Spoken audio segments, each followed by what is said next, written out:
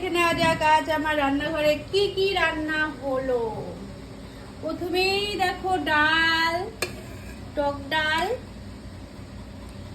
এখানেও ডাল, ওইখানে ডালটা একটু বেশি হয়ে গেছে দেখে তাই এখানে আলু পটলের লাল লাল ঝোল, এখানে আলু উচ্ছে ভাজা, এইখানটায় নিরামিষ সবজি, ডাঁটা কুমড়ো বেগুন আলু ঝিঙে পটল সবকিছু দিয়ে নিরামিষ সবজি। এইখানেও সেম, ওইখানটায় ধরবে না দেখে এই বাটিটায়। এইখানে দেখো ঝিঙে আলু দিয়ে মাছের ঝোল, এটা হলো ঝাল ছাড়া আর এইটা হলো ঝাল দিয়ে, ঝিঙে আলু দিয়ে মাছের ঝোল। আর এইখানটায় দেখো চাটনি, আমের চাটনি।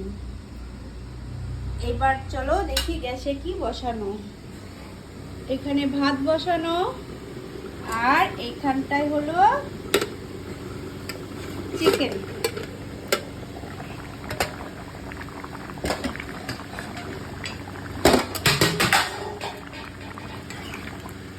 এই হলো চিকেন।